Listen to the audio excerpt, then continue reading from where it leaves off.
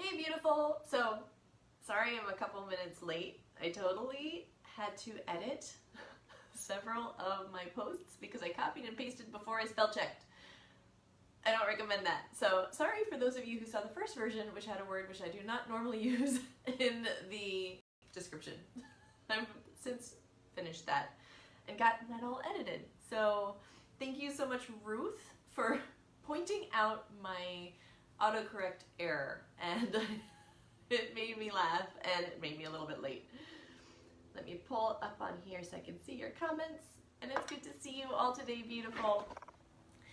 As I wrote in the description, lately I have been struggling with working my way through a plan and reaching some of my goals because sometimes my goals seem a little bit too big and a little too scary. So I have been working with something I call my wandering project list.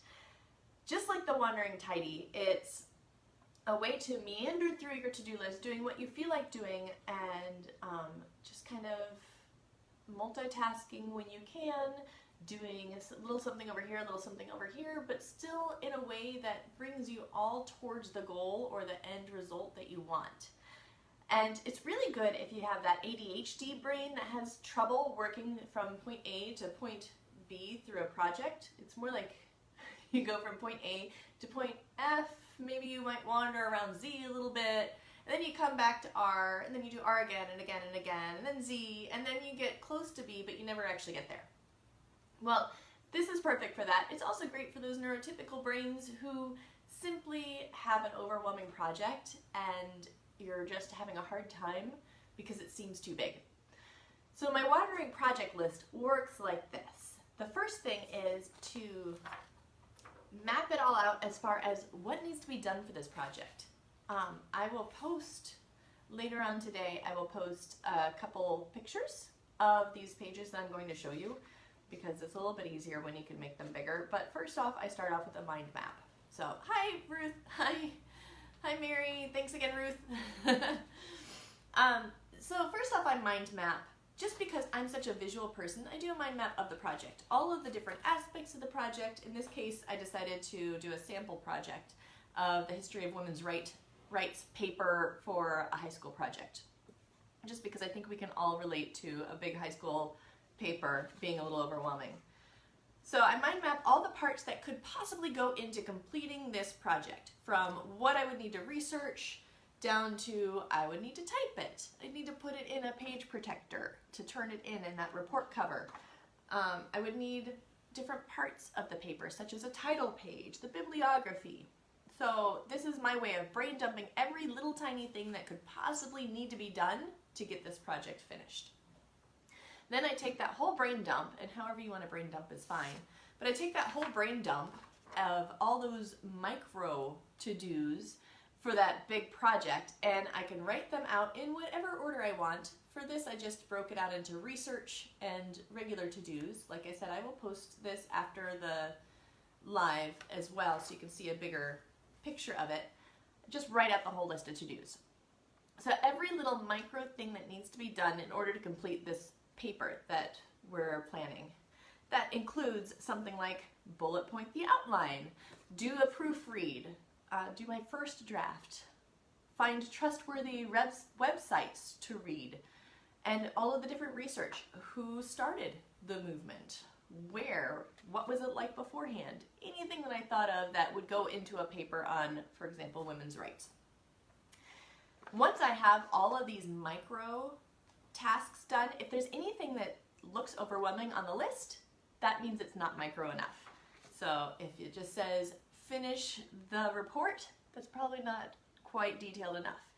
You're probably going to go for put it in the report cover, type it, proofread it. You're going to break it down into even smaller tasks. Now the nice thing is when you're overwhelmed, you can grab your timer, do 10 minutes just to get you started, but grab any task on this list that can be done right now.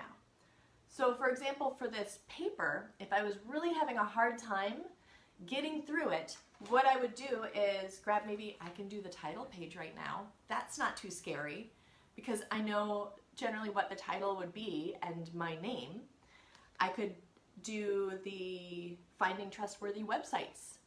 That's a great thing, so I can compile a list of websites that I'm going to use to do my research. I don't have to worry about the research yet because I can just figure out where I'm going to do it. I could buy the report cover, ink, and printer paper and make sure that all of those are in stock. That's totally doable. Once you do a few of the doable things, you've started moving. And once you're moving, it's a little bit easier and you're feeling like you've gotten a few wins under your belt. So you can then go on to maybe do, oh, well, I can research when it started and just do as many tasks that you can possibly do in whatever order you want to. That's why it's a wandering task list, because even though the project might go from A to B in the plan, and a lot of people are good at working it from start to finish, you don't need to. It's perfectly fine to hop around and do it in whatever order you want, whatever you feel like at the time. At the time, I might not feel like researching what's going on now with women's rights, but I might be kind of curious about, I wonder who started it. I can research that now. So that's how I wander through my to-do list to get an entire project done.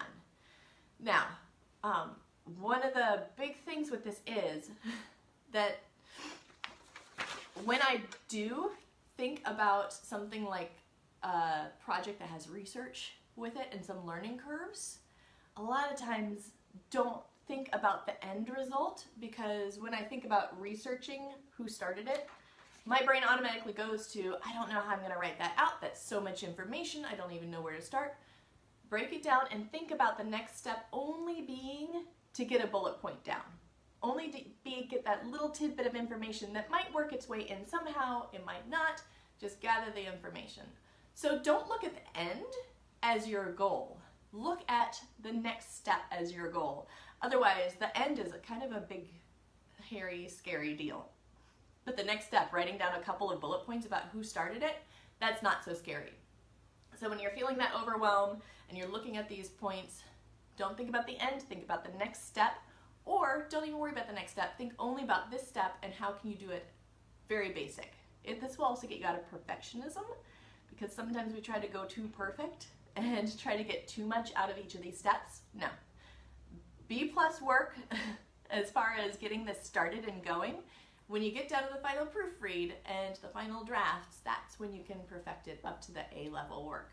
But there's no need to make everything perfect during all of these steps.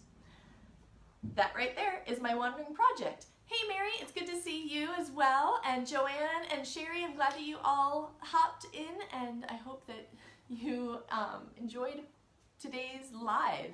I know that Patrice, thank you Patrice, she let me know privately about my error at the beginning of the posting when I first posted to let people know about this. And I used a very colorful word. It was kind of funny. So I'm sorry, all of you, about the colorful language, and thank you Patrice and Ruth for letting me know, because otherwise I would not have caught it. Thank you all so much. It was great seeing you again. I will be seeing you again next week here, 11 a.m. I will also probably pre-record next week because it's going to be a little bit, I am hoping, more in-depth and complicated.